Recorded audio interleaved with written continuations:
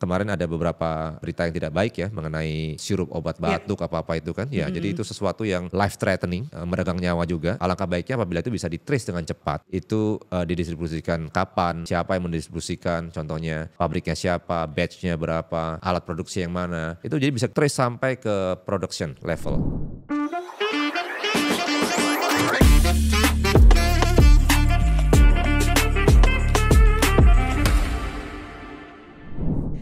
Selamat datang di podcast Wartech ACS Group, Warung Teknologi ACS Group bersama saya Angel Ginting. Hari ini kita obrolannya selalu menarik, selalu relevan, yaitu ngomongin RFID atau Radio Frequency Identification. Dan kita juga ngomongin hari ini gimana sih perkembangan ataupun peran-peran penting dari Zebra Technologies. Dan hari ini saya gak sendirian di sini, saya ditemani oleh Pak Erik Ananda, selalu Zebra Technologies Country Manager. Hai Pak Erik. Halo Angel. Hai, gimana kabarnya Pak? Wah, luar biasa. Gimana Angel apa kabarnya? Nih, Pak? Luar biasa baik?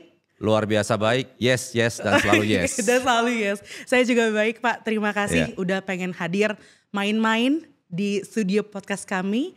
Dan saya hari ini kan kita pengen ngomongin RFID Pak.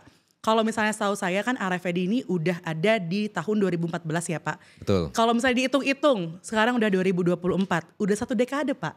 Yeah. Nah, pengen tahu dong Pak, apa sih atau gimana sih peran Zebra Technologies dalam perkembangan RFID tersebut?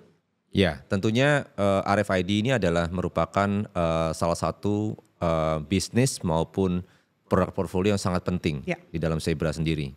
Ya, jadi kami memang sudah punya yang namanya roadmap, ya, di mana kita tahu bahwa kebutuhan market ya untuk sesuatu yang lebih visible, yang lebih bisa terlihat, yang lebih bisa traceable, ya itu sangat tinggi sekarang. Ya, jadi beberapa customer kami memang sudah berkata bahwa I think it's time for us to move to RFID.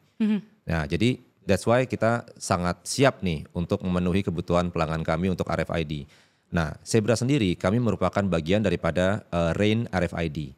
Nah, RAIN RFID adalah sebenarnya is a global organization yang secara aktif dia mempromosikan penggunaan RFID UHF, ya, jadi Ultra High Frequency, di mana kami menjadi bagian daripada RAIN RFID ini. Jadi Zebra ini adalah satu membernya lah, gitu ya. Jadi terbukti kalau customer memilih Zebra untuk kebutuhan RFID mereka, ya, jadi bisa yakin bahwa kami comply dengan standar-standar yang ada di RFID, karena kami menjadi bagian daripada RAIN Alliance ini. Oke, berarti sebenarnya untuk RFID sendiri ini udah awareness-nya udah tinggi banget gak sih Pak? Sampai ada global organization-nya gitu?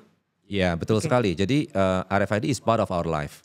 Ya, jadi kemanapun kita sebagai konsumen, misalnya kita berbelanja ke beberapa department store, ya, branded ya gitu ya, kita bisa melihat RFID digunakan ketika kita mau check out misalnya gitu ya. Saya stop dulu obrolannya, belum sejauh itu Pak Erik. Oke. Nah, tapi saya pengen tanya-tanya lagi deh Pak. Kalau misalnya ada teknologi RFID, berarti kan ada yang pakai dong. Setelah dipakai ada juga dong harapan mereka dong Pak. Ya. Saya penasaran sebenarnya apa sih yang diharapkan atau outcome apa yang diharapkan perusahaan setelah mereka tuh menggunakan RFID? Ya, jadi tentunya outcome ini bukan dari Zebra sendiri, ya, namun adalah dari feedback daripada customer kami. Ya, saya bisa mention beberapa contoh. Jadi ketika RFID ini digunakan di retail misalnya, ya, jadi ternyata ada customer kami yang ngomong bahwa, dengan menggunakan RFID, kami bisa mencapai 90% prevention loss. Wow. Ya, jadi sebelumnya banyak sekali barang-barang jualannya itu yang misplaced atau ya hilang, dicuri, gitu ya. Jadi dengan RFID mereka bisa menerapkan security yang lebih baik, ya, sehingga mereka bisa mendapatkan savings dari situ, ya, efisiensi dan sebagainya. Itu nomor 1. Nomor 2, kalau kita ngomongin self checkout, ya, seperti tadi saya sampaikan gitu. Tentunya sebagai konsumen kita bisa merasakan sendiri kecepatan ketika kita ingin membeli suatu barang, ya, dari membawa basket kita ke kasir, ya, lalu sampai kita bisa keluar dari toko itu dengan cepat, gitu ya. Jadi itu nomor 2, ya. Lalu nomor 3 yaitu tentunya ketika suatu warehouse, ya, itu ingin melakukan cycle count, ya, atau stok opnam gitu ya. Nah itu banyak yang bilang bahwa mereka bisa mendapatkan sekitar 60% lebih cepat melakukan itu dibandingkan dengan barcode. Oke. Ini angkanya juga bukan angan-angan ya Pak, udah terjadi feedback langsung dari customer ya? Iya. Nice. Oke, next question Pak. Saya dengar Zebra memiliki warehouse maturity study. Nah penasaran sih Pak, RFID itu bagian dari warehouse maturity study kah? Atau di bagian mana sih Pak RFID itu bisa digunakan gitu? Iya, oke, ini pertanyaan sangat bagus ya. Jadi memang uniknya dengan Zebra ya. Jadi kami membantu para customer kami itu dengan suatu perjalanan atau journey. Ya, jadi tidak ada yang ujuk-ujuk bangun tidur mau implement RFID ya Angel ya. Betul. Jadi biasanya itu nggak nyata yang seperti itu. Jadi kami memiliki yang namanya warehouse maturity study yang kerap kali kami share ke para customer kami, bahkan melalui para business partner kami seperti Atau Jaya. Ya, jadi contohnya adalah kami membagi warehouse maturity study ini ke dalam 5 fase. 5 fase. Ya, sebenarnya ada fase 0. Cuma fase 0 itu berarti kayak perusahaan atau warehouse yang sama sekali belum mengimplement barcode. Jadi masih menggunakan pen and paper gitu ya. Jadi sangat old school. Tapi banyak banget loh Angel di Indonesia yang masih begitu. Ya, banyak sekali. Jadi masih banyak sekali kesempatan buat perusahaan-perusahaan yang masih menggunakan manual, menggunakan manpower, melalui mencatat pen and paper gitu untuk upgrade at least ke barcode dulu. Gitu loh. Wow. Ya. Nah itu fase 0. Lalu fase 1 itu sebenarnya kita berbicara mengenai basic operation yang tidak begitu efisien. Mereka punya basic operation tapi tidak begitu efisien. Kenapa? Karena ketika ditanya, oh kamu punya SKU ini di inventory kamu. Yes saya punya. Quantity berapa? Mereka nggak bisa jawab. Lalu lokasinya ditaruh di mana? Kira-kira di sana, in that corner gitu. Tapi mereka nggak bisa jawab di aisle berapa, di bin berapa gitu ya, exactly. Ya. Mereka nggak punya, karena mereka belum punya yang namanya warehouse management system.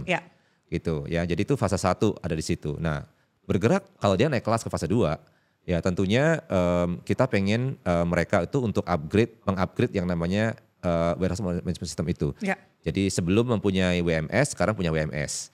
Ya, lalu juga dari sisi barcode scanningnya itu lebih bagus ya. Jadi mereka sudah bisa menerapkan yang Android base. Jadi Zebra sendiri kami mempunyai a whole range of portfolio ya, yang bisa membantu para pekerja di warehouse bisa melakukan data capture secara tepat dan juga cepat. Nah, ketika kita naik juga dari level 2 ke level 3, barulah ini ada kebutuhan mengenai visibility. Nah, ketika ada kebutuhan visibility, disinilah peran RFID. Nah, jadi RFID itu sebenarnya baru diimplement di fase 3. Di fase 3? Ya, jadi makanya saya bilang nggak ada ujuk-ujuk ya, tiba-tiba langsung RFID gitu ya. Gitu. Jadi di RFID fase 3 ini tentunya belum keseluruhan workflow. Ya tentunya Angel mengerti kalau di warehouse itu macam-macam sekali prosesnya ya. Dari proses inbound, lalu ada put away, replenishment, lalu juga picking, and then outbound gitu ya. Contohnya seperti itu. Nah mungkin dia hanya mengaplikasikan RFID di misalnya inbound, outbound. Ya biasanya dengan palet gitu ya. Nah dengan seperti palet. Lalu paletnya itu yang di tag dengan RFID sehingga ketahuan nih keluar masuknya gitu kan. Lalu ketika palet itu hilang juga ketahuan. Ada palet yang hilang gitu loh. Sebelumnya nggak tahu kalau palet itu hilang gitu kan. Sekarang baru tahu. Nah naik ke fase 4. Nah ini lebih seru lagi. Jadi fase 4 itu mereka sangat mengerti bahwa saya butuh efisiensi yang lebih besar lagi. Nah dengan itu mereka mengimplementasikan RFID di lebih banyak workflow. Ya di lebih banyak proses di dalam warehouse itu sendiri gitu ya. Jadi contohnya picking sudah menggunakan RFID. Udah nggak lagi pakai barcode, masing-masing barcode ditembakin satu-satu. Ya tapi sudah menggunakan conveyor di mana barang-barang itu bisa dicek misalnya dengan conveyor dengan RFID dibaca gitu ya langsung sehingga udah nggak lagi pakai orang yang untuk ngecek gitu ya apakah benar nih barang ini masuk ke box ini lalu nanti akan dikirim ke alamat ini. Jadi sudah menggunakan teknologi. Nah dari 4 lalu kita bergerak ke 5. Wah 5 ini sangat canggih ya. 5 ini sebenarnya disiapkan karena seperti kita ketahui ya kita sekarang berada di dalam supply chain disruption. Ya, seperti kita ketahui waktu kita COVID kemarin, zaman COVID gitu ya, banyak sekali orderan kita yang lama ya, gitu ya. Jadi customernya menungguin, kasihan juga gitu kan, mereka nungguin lama karena ada disruption itu. Nah, dengan disruption ini tentunya di fase 5 ini warehouse yang sudah siap untuk supply chain disruption, mereka bisa menerapkan teknologi seperti artificial intelligence dan machine learning ya untuk membantu decision proses mereka supaya lebih cepat lagi. Ya, gitu. Jadi itu 5 fase ya, di mana RFID itu menjadi bagian daripada itu. But the way we explain is very different. Ya, kita nggak menjual barangnya, tapi kita membawa customer itu ke dalam suatu journey, di mana, kalau kalian sudah menggunakan barcode, yuk kita lihat RFID. Gitu. Dan kenapa RFID itu penting? Dan kita bisa bawa customer itu kepada experience tersebut. Ya, oke, menarik banget sih Pak. Saya sendiri baru tahu kalau misalnya masih ada yang pen and paper gitu. Karena ya ampun zaman sekarang masih bawa-bawa kertas, ditulis-tulis kan. Padahal di mall aja udah pakai QR ya. Iya makanya. Tapi menarik banget sih Pak. Jadi kan dari sini mungkin perusahaan-perusahaan yang lagi dengar, Bapak Ibu lagi dengar juga bisa tahu nih. Sekarang maturity-nya udah sampai mana ya? Apakah masih di fase 1 atau mungkin di fase 0 juga mungkin ya. Atau mungkin di fase 5. Tapi saya iseng deh Pak mau tanya. Kita perusahaan itu misalnya saya masih di fase 2 gitu. Pengen coba ke fase selanjutnya. Sebenarnya biasanya tantangannya ada apa sih Pak? Apakah lancar-lancar aja gitu dari journey fase 2, 3, 4, 5 atau ada aja sebenarnya tantangannya? Ya, sebenarnya di dalam suatu transformation ya. Jadi ini kan transform ya dari 0 ke 1, 1 ke 2 ya. Tentunya ada tantangan-tantangan seperti misalnya budget ya. Ya kan apalagi kalau kita ngomongin RFID nih. Gitu kan. Jadi banyak sekali mitos lah ya yang bilang bahwa wah RFID itu mahal ya. Kenapa mahal? Karena tag-nya mahal. Ya, jadi mungkin itu adalah hal-hal yang kerap kali saya dengar ketika saya berbicara dengan customer. Gitu kan. Apalagi customer yang mungkin belakangan ini belum sempat berbicara atau mencari tahu mengenai RFID, gitu kan. Nah, kita bilang bahwa wah sebenarnya harga tag-nya itu sudah turun 10 kali lipat dari 10 tahun yang lalu. Jadi dari ketika Angel tadi bilang 2014 ya, jadi sudah turun 10 kali lipat. Ya, jadi RFID itu sudah sangat-sangat affordable. That's why kita kembali lagi it's part of our life, and it will continue to be part of our life. Gitu. Jadi jangan takut untuk mengadopsi RFID gitu kan, karena kita bisa melakukan assessment nanti. Gitu kan, kira-kira cost-nya berapa dan kita bisa bantu customer untuk bikin semacam ROI. Ya, jadi berapa yang mereka spend, tentunya kita bisa hitung nanti net benefit-nya berapa. Balik lagi ke fase-fasenya. Kapan, misalnya saya punya perusahaan nih Pak, kapan saya tahu saya butuh nih implement RFID? Menurut saya ketika suatu perusahaan ini ingin mencapai visibility yang lebih cepat, yang lebih instan ya. Lebih cepat tadi ya Pak? Betul. Karena bagaimanapun cepatnya barcode ya. Kalau Anda punya warehouse sangat besar ya dan barangnya itu banyak sekali dan SKU-nya beribu-ribu bahkan 10 ribuan gitu ya. Biasanya stock taking itu dilakukan tidak dalam waktu yang sangat cepat. Ya biasanya it will take bahkan mingguan gitu ya untuk melakukan hanya sekali cycle gitu ya, di mana barang ini bergerak terus. Hanya bisa bayangkan gitu, barang bergerak terus di mana mereka harus portrait itu sebagai sekali potret gitu kan, bahwa ini adalah kondisi inventory saya gitu kan. Tentunya hasilnya tidak akan akurat. Betul sih. Gitu. Jadi maka itu dengan kombinasi warehouse management system ya dengan RFID itu akan menjadikan mengimprove visibility ya, sehingga cycle count itu bisa dilakukan lebih cepat dan lebih sering. Intinya betul. Ya. Oke, siap. Menarik banget sih Pak untuk jawaban-jawabannya. Dan tadi kan lebih ke warehouse gitu ya. Tadi udah sempat sebenarnya dibahas retail di awal. Tapi boleh dong Pak Erik elaborate lagi kira-kira kalau RFID Zebra ini bisa diimplement di industri apa aja Pak? Tadi selain warehouse, retail atau mungkin ada industri lainnya? Iya, jadi kita kalau ngomongin RFID itu kita berbicara mengenai aset. Ya, aset itu bisa berupa apa aja ya. Jadi aset yang intinya barang produksi, itu satu, atau barangnya di warehouse itu kan ya, barang produksi. Lalu yang kedua adalah tentunya misalnya spare parts. Ya, jadi alat-alat produksi itu juga penting dan biasanya mahal ya. gitu kan, dan biasanya specialized gitu ya. Jadi alat ini hanya untuk memproduksi ini dan sebagainya. Nah, alat-alat ini juga nggak senantiasa kayak mesin. Jadi ada yang sifatnya mobile. Nah, apa yang terjadi apabila alat-alat ini tidak digunakan di area yang seharusnya, gitu ya. Jadi banyak sekali bisa terjadi misalnya safety issue, macam-macam, gitu ya.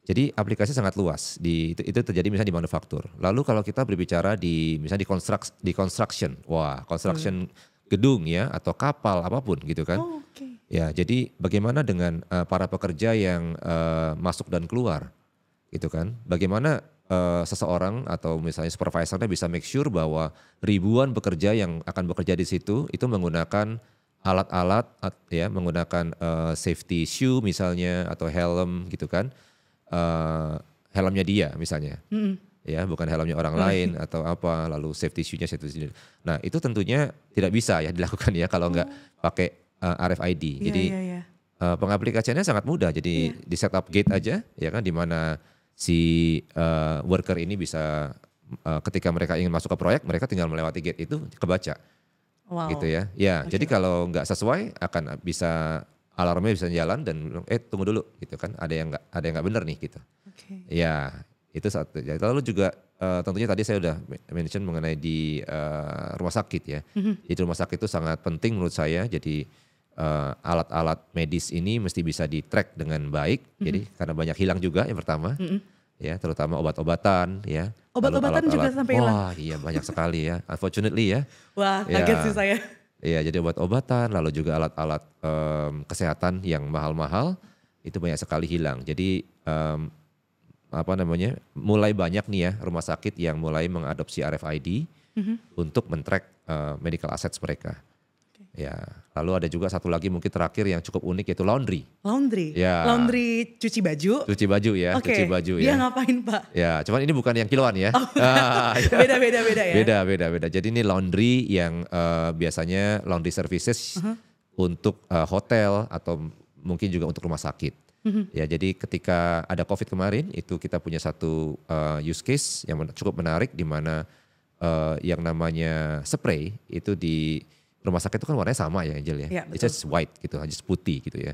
Nah di mana si laundry ini mendapatkan tantangan bahwa gimana cara bedainnya laundryan yang infeksius dan yang non infeksius gitu ya. Jadi tanpa identitas ya seperti RFID ini, it's impossible for them to know gitu, dan mereka juga nggak bisa ngukur berapa banyak yang ini sudah dicuci, yang ini dia memisahkan satu antara lainnya itu problem sekali gitu loh. Jadi ada tuh case-nya yang menggunakan RFID di mana mereka bisa at least memisahkan ya infeksius non infeksius gitu kan. Betul. Tapi juga bisa memastikan bahwa customer-nya itu satisfied gitu loh. Ya. So banyak sekali penggunaan RFID itu. Wah. Ternyata dari hal simpel juga RFID itu bisa digunain ya Pak. Iya, tadi betul. Masalah helm gitu kan. Ternyata bisa sesimpel itu gitu. Jadi ya harusnya sih sekarang udah digitalisasi semuanya. Perusahaan harusnya udah mulai melek lah ya. Oh ternyata sepenting itu ya gitu. Oke, Pak, tapi misalnya ada customer yang mau track aset mereka yang metal gitu ya Pak.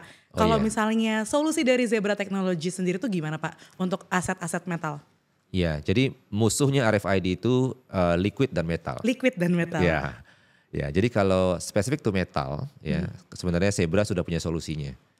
Jadi kami memiliki tag ya, RFID tag yang namanya Silverline. Ya. Silverline? Ya, Silverline. Jadi dengan Silverline ini tentunya bisa digunakan untuk di-apply ke metal asset. Ya, jadi misalnya notebook kita itu kan metal ya. Ya, jadi untuk melakukan IT asset management misalnya, gitu kan, di mana menggunakan RFID itu bisa menggunakan Silverline tuh untuk di notebook, ya, atau di rak-rak di warehouse misalnya, it's all metal gitu kan, ya, atau mungkin di aset-aset yang lain misalnya tools di otomotif yang digunakan itu kan metal semua. Iya betul. Gitu, jadi itu bisa digunakan untuk metal asset lah. Jadi kita udah punya solusinya untuk itu. Udah punya solusinya. Ya, jadi dengan Silverline itu kesuksesan pembacaan untuk RFID itu jauh lebih tinggi daripada tidak menggunakan Silverline. Nice. Kalau untuk liquid ya Pak? Kalau liquid kayaknya belum ada solusinya deh. Kalau belum ada ya. Mungkin next podcast udah ada Pak. Yes, I hope so. Oke. Nah tapi saya juga penasaran Pak. Kalau misalnya di Zebra sendiri itu portofolio RFID-nya gimana sih Pak? Oke, jadi Zebra ini kami memiliki portfolio yang menurut saya paling lengkap. Ya. Jadi apa definisi paling lengkap? Oke, pertama kami memiliki tentunya reader. Ya, jadi reader ini adalah sebenarnya yang membaca ya, yang memproses data-data yang dikumpulkan dari tag ini gitu ya. Jadi reader kami ini punya dua macam, sifatnya yang fix, ya biasa ditempel di gate ya, lalu juga yang mobile, yang bisa dibawa-bawa, gitu kan. Jadi untuk biasa melakukan stock take gitu kan, stock taking gitu kan, itu menggunakan yang mobile biasanya, di mana orangnya jalan-jalan nih bawa mobile reader gitu ya. Terus tentunya antenanya juga banyak macamnya, gitu kan. Kita punya antena yang rugged juga punya, gitu kan. Mau yang yang pernah saya lihat itu sangat tipis, itu kayaknya buat retail ya. Jadi ditaruh di bawahnya meja counter itu, kita juga punya sangat tipis, gitu kan. Jadi banyak sekali beraneka macam tipe antena, ya. Terus yang ketiga, kami memiliki printer. Nah, printer ini unik juga ini buat apa gitu ya RFID ya. Ini sebenarnya unik sih. Yang saya yakin nggak ada vendor lain yang punya gitu ya. Ya, karena dengan RFID printer, ya RFID printer ini sebenarnya kita membantu customer kami ya supaya mereka bisa melakukan encoding ya, melakukan encoding atau programming terhadap chipnya itu, terhadap tagnya itu dengan otomatis.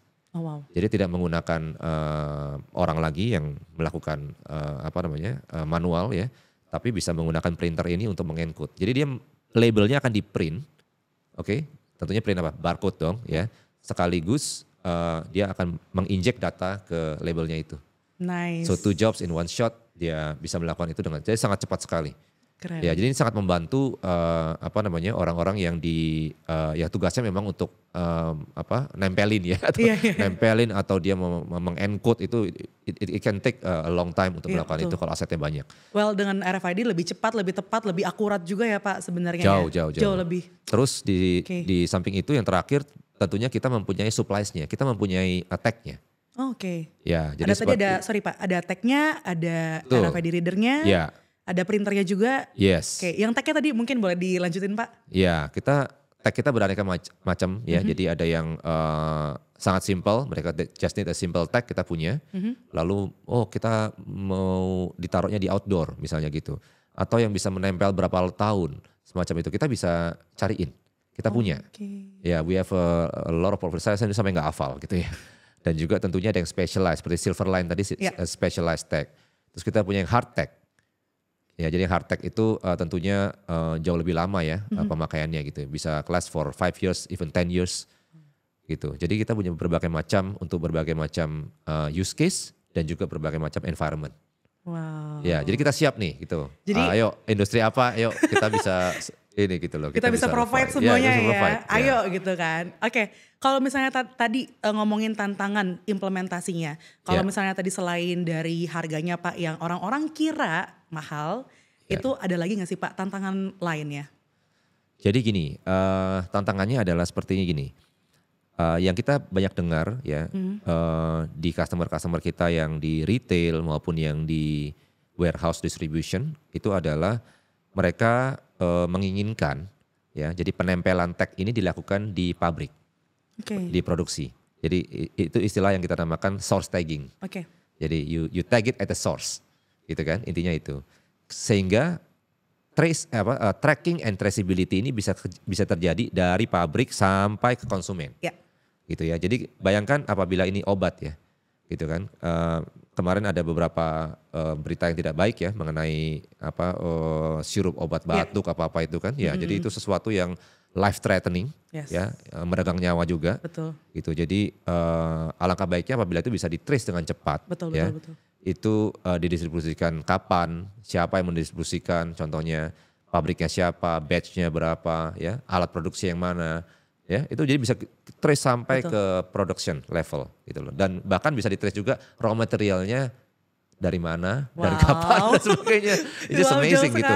Iya jauh sekali. Jadi ini kan supply chain ya. Iya. Gitu. Jadi ya tentunya teman-teman customer kita yang di retail dan di logistik itu mengharapkan seperti itu. Namun sebenarnya tidak harus seperti itu. Oh iya. Gitu ya. Jadi masing-masing dari customer kita memang mengajak mereka untuk bisa melihat value yang mereka deliver terhadap kepada customer mereka masing-masing. Ya, jadi kita punya satu customer yang bergerak di bidang retail, ya, yang dia bahkan tidak pernah mempertanyakan mengenai source tagging, ya. Ya, jadi value yang mereka ingin deliver adalah customer experience, kecepatan check out, ya, lalu inventory accuracy, ya. Jadi dengan berani dan bold mereka melakukan transformasi besar-besaran. Oke, let's move to RFID. Ya, jadi mereka bahkan menempelkan tag RFID tag itu di aset-aset mereka yang sangat kecil sekalipun mereka tempelin, gitu ya, supaya semua barang-barang mereka yang jual itu bisa ke-track semuanya. Ya, dan dengan itu orang-orang yang berbelanja di sana juga bisa mengalami experience yang berbeda. Ada gitu satisfaction-nya, ada kepuasan ya, tersendiri. Karena cepat sekali, ya. check out-nya cepat sekali dan nggak ada fraud lagi, gitu kan, karena udah pakai self check out nih, udah bukan ada kasir ya, gitu ya, yang service mereka, tapi ada self check out, cepat sekali, apalagi pakai QR, very fast, in and out, betul. Ya itu yang mereka inginkan, gitu. Konsumen inginkan adalah kecepatan dalam berbelanja. Iya sih, kadang-kadang kalau misalnya kurang 500 perak gitu ya, boleh permen aja nggak gitu kan, kalau sekarang nggak ada alasan lagi ya. Iya benar. Oke, menarik Pak. Tapi tadi kan kita udah ngomongin tuh kenapa penting, fase-fasenya tadi udah dibahas juga, industrinya apa aja. Kalau misalnya sebuah perusahaan itu udah implement RFID-nya Zebra gitu, mau tahu dong Pak, after sales-nya gimana dari Zebra? Ya, jadi tentunya after sales-nya penting sekali, apalagi kalau kita mengimplement RFID, ya. Jadi RFID ini adalah solusi yang tidak sesimpel barcode ya kalau menurut saya. Jadi tidak bisa apabila kita ingin mengimplementasikan RFID itu sifatnya plug and play atau off the shelf, itu nggak ada. Ya, setiap kali implementasi RFID selalu ada yang namanya proof of concept.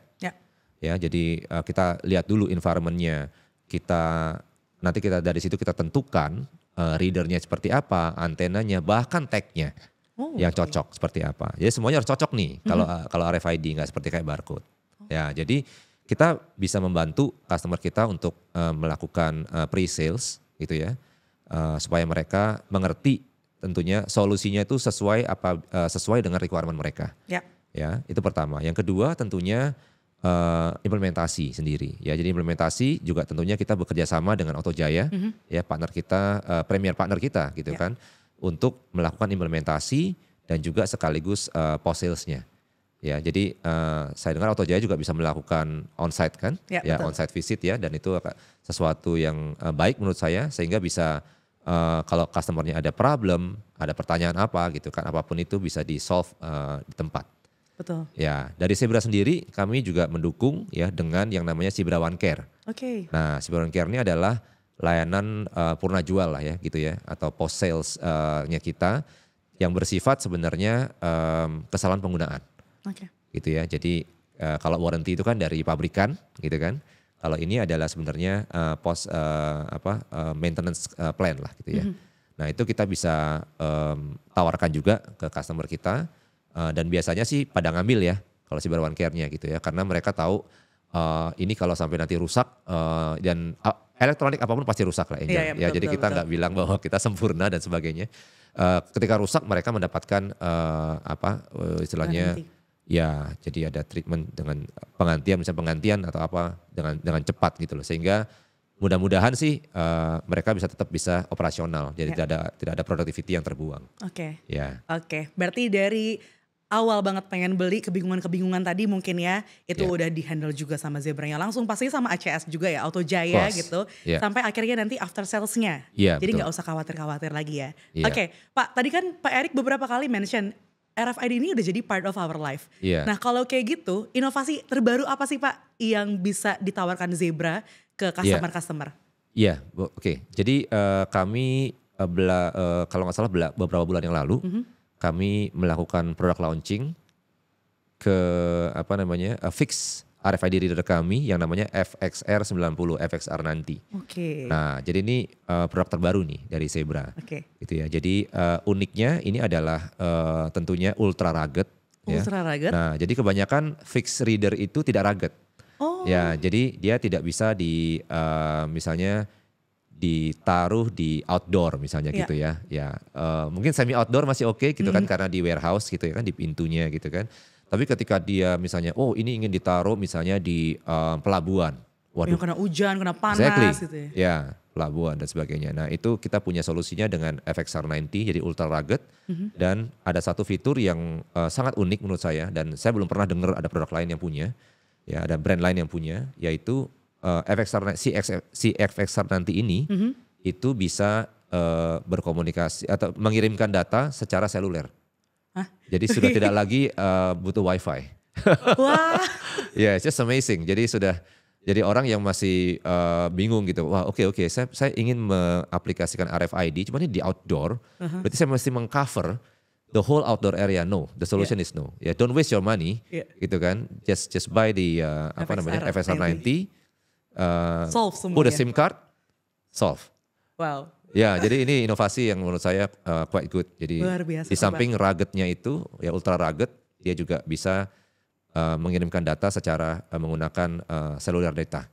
Ya, no longer hanya wifi only. Ya, jadi kayak tablet kita nih. Ya kadang-kadang ada yang wifi only, cuman ini yang wifi plus seluler. Nice. Oke, berarti ini barangnya udah ada di Indonesia, Pak? Ya, it's ready, it's orderable, bisa diorder. Okay. Ya, jadi customer yang mau coba mungkin bisa POC dulu, ya, atau yang sudah mau order silakan order. Selalu siap sedia, gitu. Yeah. Oke, yang terakhir Pak, saya penasaran, Pak Erik, pandangan ke depannya melihat perkembangan RFID itu akan seperti apa? Perkira-kiraan. Iya ya, jadi kalau menurut saya RFID itu akan lebih banyak lagi digunakan, ya. Pertama memang karena benefit yang ditawarkan. Ya, jadi ketika suatu perusahaan lihat tetangganya atau saingannya sudah pakai RFID dan ternyata mereka bisa mendapatkan visibility yang luar biasa gitu kan, di mana saya masih menggunakan barcode nih gitu ya, agak slow ya gitu ya. Nah, baru mereka akan berpikir gitu. Jadi FOMO gitu kan ya. Exactly gitu kan. Jadi akan makin banyak sekali menurut saya misalnya manufaktur lokal, ya warehouse lokal, even retailer lokal kita, local brand lah gitu ya. Kalau yang international brand udah banyak sih contohnya kan ya gitu ya. Yang local brand juga akan lari ke sana gitu ya. Demikian juga di industri-industri seperti misalnya military, kepolisian gitu ya. Ya atau misalnya di search and rescue gitu ya. Jadi mereka yang paham akan nilai aset mereka yang mahal-mahal dan kadang-kadang suka misplace gitu kan. Pemadam kebakaran misalnya itu salah satu contoh yang nyata gitu kan. Atau di mining and construction gitu kan, di mana safety itu penting sekali gitu kan. Anything to do with the safety issue ya itu bisa di blow up to the news. Ya, and then PR nightmare kan. Ya, jadi mereka harus mengcover dan sebagainya. Jadi betul. Jadi safety itu sangat mahal. Jadi makanya the more mereka sadar ke sana gitu, mereka akan mengimplementasikan teknologi seperti RFID ini untuk membantu pekerjaan mereka, untuk membantu productivity, visibility, juga bisa lebih efisien lagi gitu loh. Ya, jadi yang kita lihat adalah sesuatu yang sangat positif bagi teknologi RFID ini untuk bisa bertumbuh khususnya di Indonesia. Yes, betul. Setuju banget sih Pak. Toh kan namanya persaingan bisnis ya. Semua perusahaan pengen jadi yang number one gitu kan. Yes. Pengen jadi yang top of mind-nya masyarakat gitu kan. Betul. Jadi ya gak ada salahnya. Sebenarnya sama sekali gak salah untuk lebih maju ya kan. Yeah. Oke, Pak, thank you banget udah hadir di podcast kita hari ini. Seru banget. Ini kayaknya kalau misalnya saya tanya-tanya lagi bisa gak selesai-selesai podcast kita Pak. Jadi kita sudahi aja ya Pak ya. Oke, thank you Pak Erik untuk waktunya dan obrolan panjangnya. So itu tadi obrolan bersama dengan Pak Erik Ananda selaku Zebra Technologies Country Manager. Hari ini kita ngomongin RFID, Radio Frequency Identification. Mungkin ini udah lama banget teknologinya ya, tapi balik lagi Zebra selalu inovasinya menarik banget. Kalau misalnya ngomongin tentang apa sih pentingnya, penting banget. Yang pertama tadi ada inventory cycle count. Jadi tahu tuh aset-asetnya di mana, ditaruh di mana, jadi nggak ada salah-salah lagi ya Pak. Yang kedua tadi ada namanya loss prevention, supaya nggak sering hilang. Yang ketiga juga ada namanya increase productivity. Kalau misalnya perusahaan yang asetnya metal, itu juga sekarang udah ada teknologi terbaru yang menggunakan silver line. Dan kalau misalnya kita ngomongin tadi ada customer journey fase 1 sampai ke 5, sampai tadi akhirnya kesusahannya apa sih dalam implementasi. Intinya banyak banget dan di sini Pak Erik akan selalu menemani perusahaan Bapak Ibu sekalian untuk terus maju lebih depan dari yang sebelum-sebelumnya. Dan bagi Bapak Ibu yang punya pertanyaan dari tadi, boleh banget dong ditulis di kolom komentar. Dan jangan lupa untuk selalu ikuti perkembangan teknologi bersama ACS Group dengan cara follow dan juga subscribe ke media sosial ACS Group di acsgroup.co.id. So see you on the next podcast. Bye!